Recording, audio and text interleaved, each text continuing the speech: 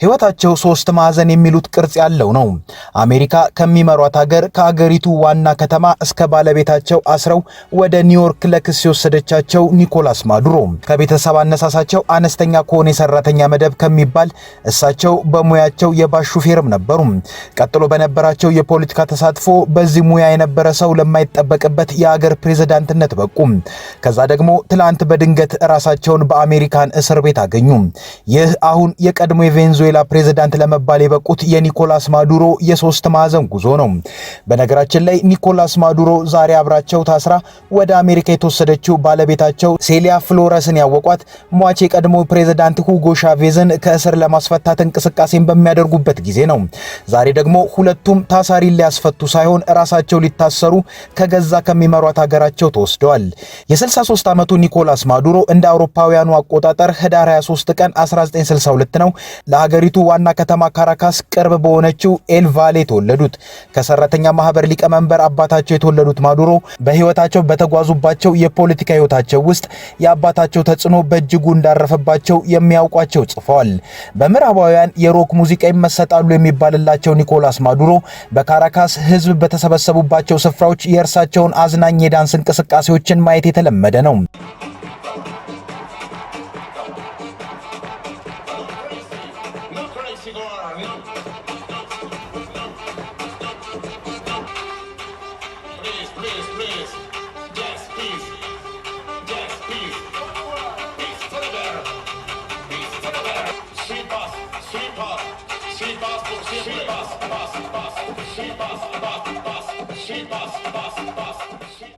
በተወለዱባት ኤል ቫሌ ከተማ ባለ ሌሴኦ ሆሴ አቫሎስ የህዝብ ሁለተኛ ደረጃ ትምህርታቸውን ሲማሩም በተማሪዎች ፖለቲካ ውስጥ ይሳተፉ ነበር።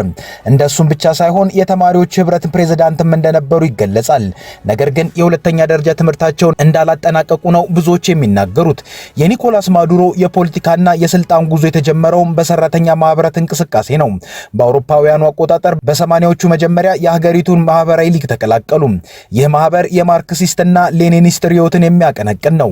በዚህም የወጣትነት እንቅስቃሴያቸው በ24 ዓመት ወጣትነታቸው የቬንዙዌላ ሶሻል ሊግን ወክለው ወደ ኩባ ለስልጠና አምርተዋል።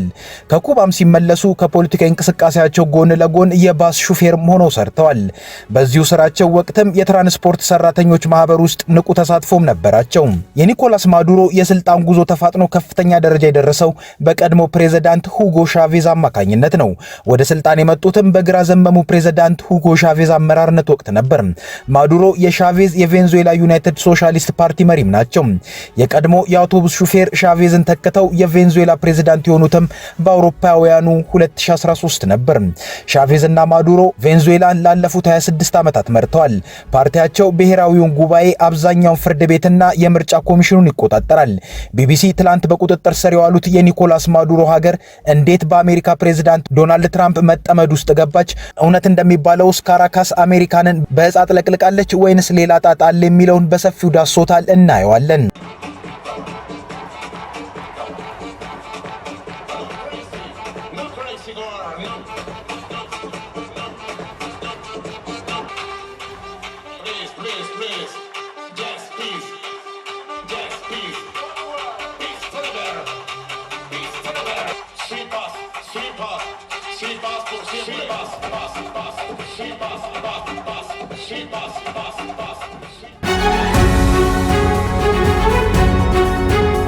የአሜሪካው ፕሬዝዳንት ዶናልድ ትራምፕ የቬንዙዌላው መሪ ወደ አሜሪካ ለሚመጡ በመቶ ሺዎች ለሚቆጠሩ ስደተኞች ተጠያቂ ናቸው ሲሉ ይወቅሳሉ።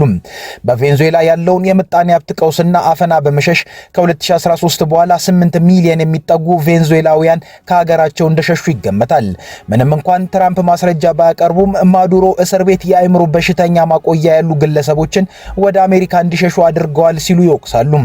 ትራምፕ ወደ አሜሪካ የሚገቡ በተለይ ፌንታኒልና ኮኬን የተባሉ አደንዛዥ እጾችን ለመቆጣጠር ቆርጦ መነሳታቸውን ነው የሚናገሩት። ትሬን ዴ አራውሃና ካርቴል ዴ ሎስ ሶሌስ የተባሉ ሁለት የወንጀለኛ ቡድኖችን አሸባሪ ሲሉ ፈርጀዋል። አክለውም ሁለተኛው ቡድን የሚመራው በማዱሮ ነው ሲሉ ወቅሰዋል። ተንታኞች እንደሚሉት ካርቴል ዴ ሎስ ሶሌስ የወንጀለኛ ቡድን ሳይሆን ኮኬን በቬንዙዌላ በኩል እንዲያልፍ የሚፈቅዱ ሙሰኛ ፖሊሶችን ለመግለጽ የወጣ ስም ነው። ትራምፕ ማዱሮ ያሉበትን ለሚጠቁም $50 ሚሊዮን ወሮታ እንደሚከፍሉ ተናግረው የቬንዙዌላ መንግስትን አሸባሪ ቡድን ብለው እንደሚፈርጁ አስጠንቅቀዋል። አስጠንቅቀውም ነበር።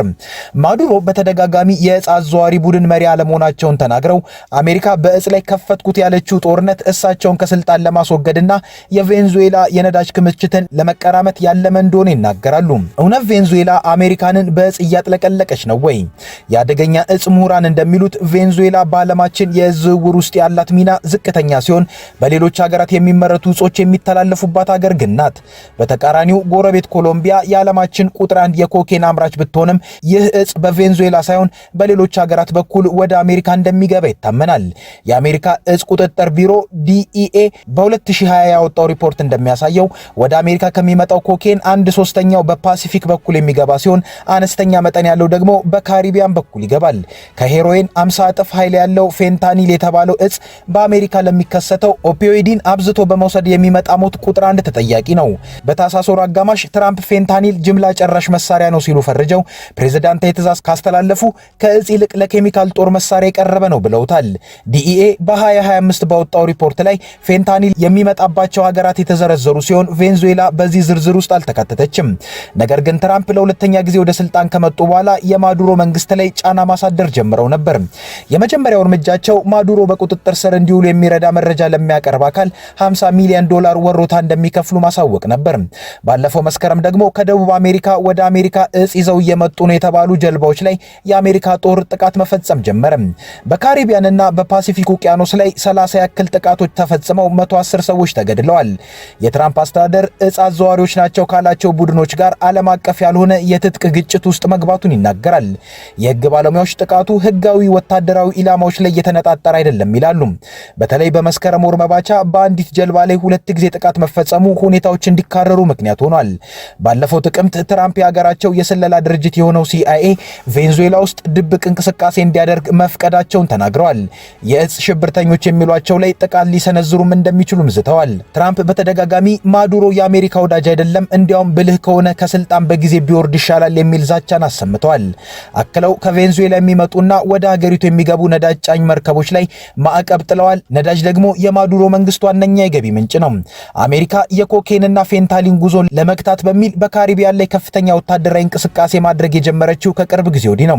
የአሜሪካ 15000 ገደማ ወታደሮች፣ የተለያዩ የጦር አውሮፕላኖች፣ ጸረ ሚሳኤል መሳሪያዎች እንዲሁም የጦር መርከቦች በአካባቢው ይንቀሳቀሳሉ። USA ጄራልድ ፎርድ የተባለው የዓለማችን ግዙፍ የጦር ጀት ተሸካሚ መርከብም አድራሻውን በካሪቢያን አድርጓል።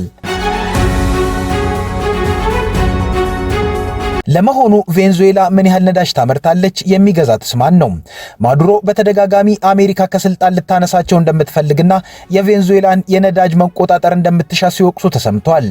አሜሪካ ከቬንዙዌላ ጠረፍ የተነሳ የነዳጅ መርከብ በቁጥጥር ስር በዋላችበት ወቅት ነዳጁ ምን ይሆናል ተብሎ የተጠየቁት ትራምፕ ያው የኛ ይሆናላ የሚል ምላሽን ሰጥተዋል።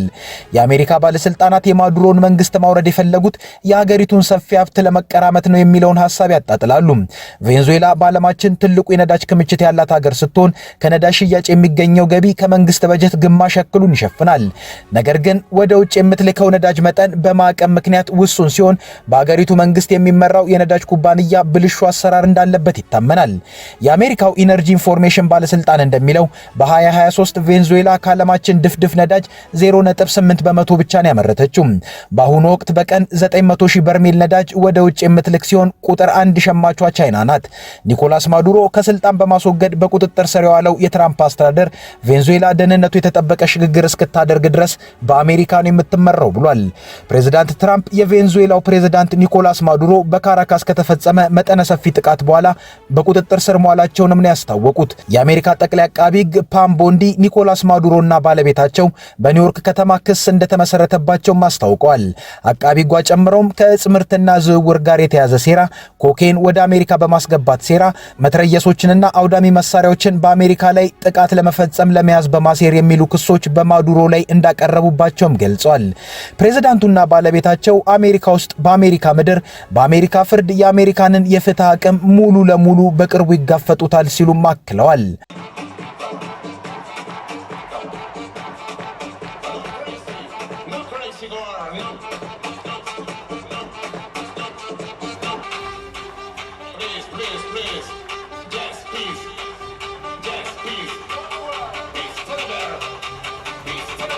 Sweet boss, sweet boss, sweet boss, sweet boss, boss, boss.